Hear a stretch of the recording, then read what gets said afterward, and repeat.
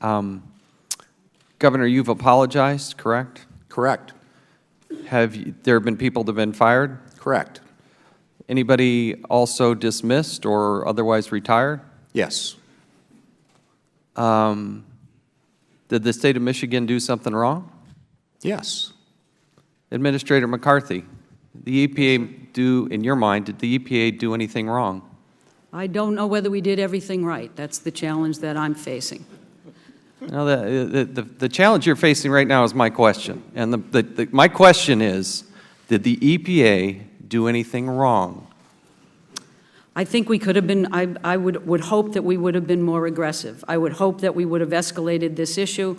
If we could have done absolutely anything to stand on a rooftop and scream about the challenges we're having and the concerns, we should have done it. Okay, so you're just not, here's the fundamental difference. First of all, we have jurisdiction here in Congress on the EPA. I don't have jurisdiction on the governor.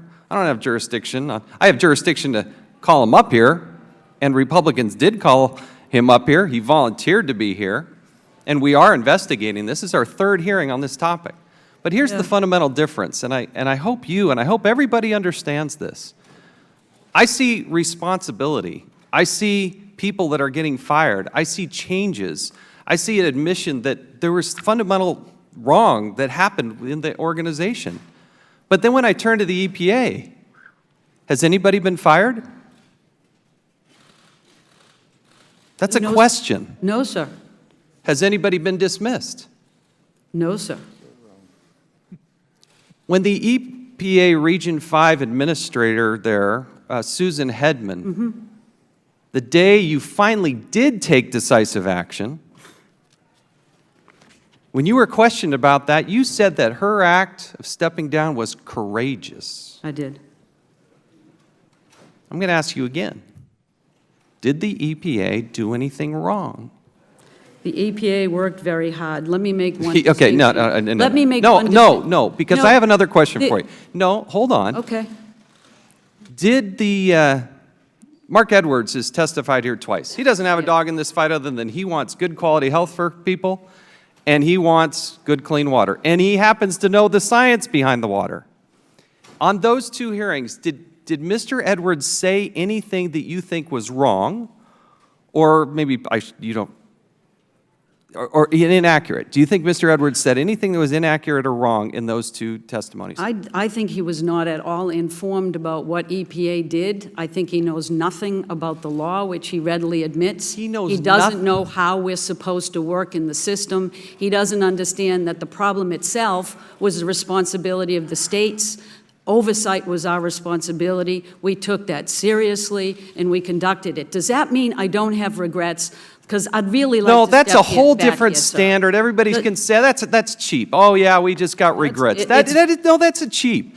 That's cheap. Well, so you have to look at how the law works, and we did. Yeah, you know what? And it failed. You failed. You said, quote, if there is anything I could do, if there was any switch I could pull, you had that under the law and you didn't do it. No, sir, I did not have that under the law. Yes, you did. If there is an imminent threat, there is an imminent threat, you can pull that switch. And you finally did in January. Administrator, you are wrong. There's two parts to that, sir. You skipped the second.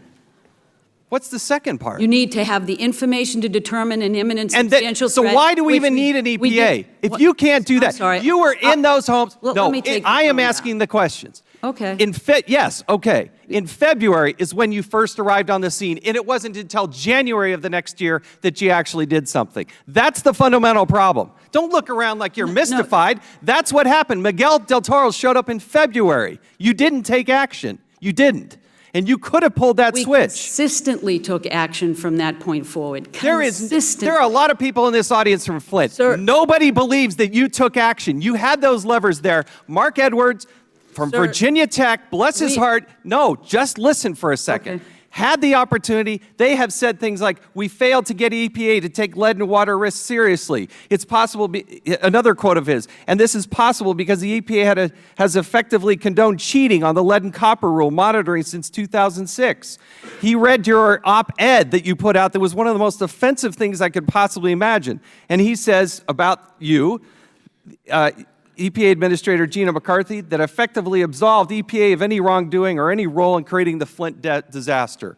If you want to do the courageous thing, like you said Susan Hedman did, then you too should resign. Nobody's going to believe that you have the opportunity, you had the presence, you had the authority, you had the backing of the federal government, and you did not act when you had the chance. And if you're going to do the courageous thing, you too should step down.